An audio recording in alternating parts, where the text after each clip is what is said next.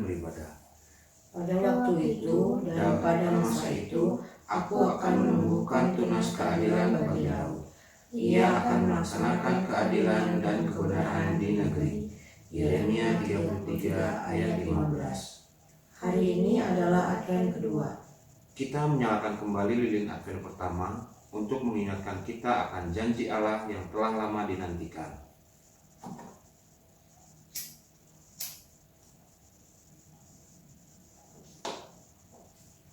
Dan ketika kita menyalakan lilin Advent kedua, kita hendaknya berpegang kepada keadilan dan belas kasihan Yesus.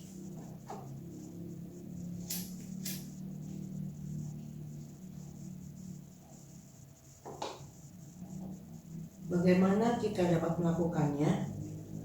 Kita dapat menawarkan rasa hormat dan persahabatan, serta berbagi makanan, pakaian, atau kebutuhan lainnya dengan mereka yang membutuhkan. Pembacaan hari ini diambil dari Galatia 4 ayat 4-6. Tetapi setelah genap waktunya, maka Allah mengutus anaknya yang lahir dari seorang perempuan dan takluk kepada hukum Taurat.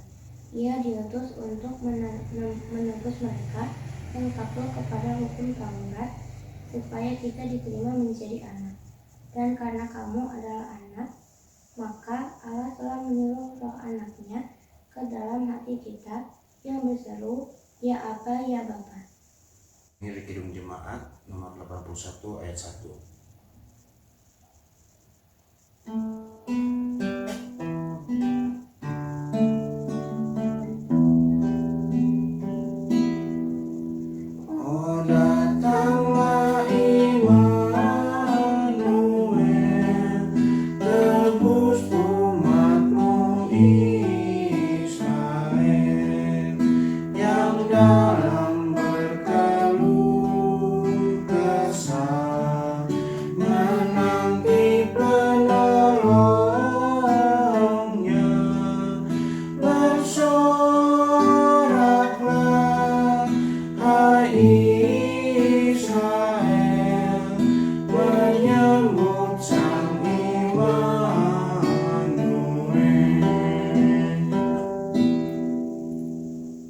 Batu sandungan. Ia akan membuat banyak orang Israel berbalik kepada Tuhan, Allah mereka, dan ia akan berjalan mendahului Tuhan. Lukas 1 ayat 16-17. Malaikat telah menyampaikan kabar yang luar biasa kepada Zakaria. Dia seharusnya bersukacita dan tidak meragukannya. Tetapi bukannya mempercayainya, melainkan dengan skeptis dan tidak percaya, dia bergumam, bagaimana mungkin ini terjadi? Sebagai seorang imam, dia pasti mengingat atau paling tidak harus mengingat bahwa tidak sekali ini saja Allah menjanjikan seorang anak kepada perempuan mandul. Abraham dan Sarah, nenek moyang orang Israel, menerima janji yang sama ketika dia berumur 75 tahun dan Sarah berumur 65 tahun. Mereka harus menantikan janji itu digenapi selama 25 tahun, tetapi akhirnya digenapi Allah. Nama anak itu adalah Ishak, yang berarti tertawa, sebab Sarah tertawa tidak percaya pada janji Allah. Perjanjian Lama memberi kesaksian bagi Zakaria tentang kuasa Allah yang memberi kehidupan kepada rahim yang mandul. Beberapa pasangan tanpa anak secara ajaib menjadi pasangan orang tua dari anak khusus yang memainkan peranan penting bagi umat Allah. Yakub dan Rahel memiliki Yusuf, Elkana dan Hana memiliki Samuel, Manoah dan istrinya memiliki Samson.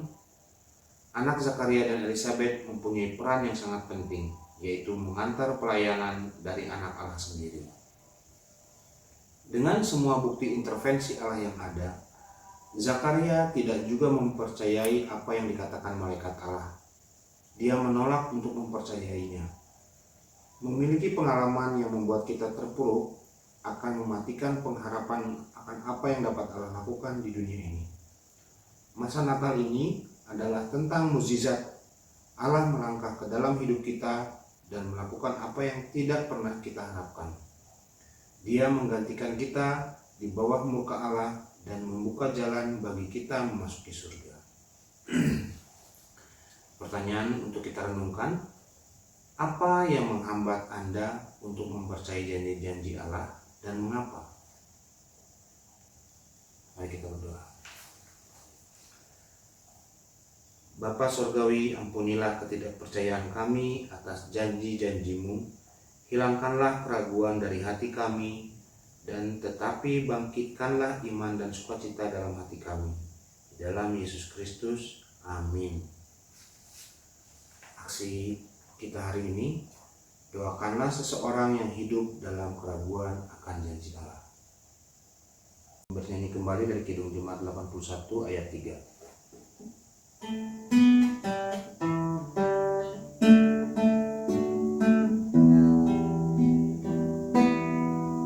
Surya pagi datanglah dan jiwa kami hiburlah, halaukanlah gelap seram, bayangan maut yang kejam, bersoraklah hai Israel, menyambut Sang Immanuel.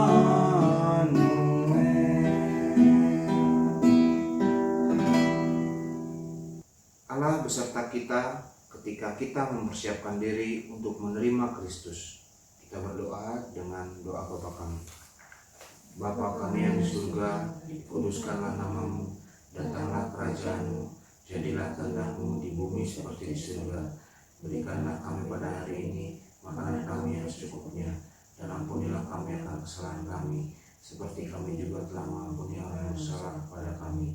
Dan janganlah membawa kami ke dalam pencobaan, tetapi lepaskanlah kami daripada yang jahat, karena Engkau yang mempunyai kerajaan dan kuasa dan kemuliaan sampai selama-lamanya.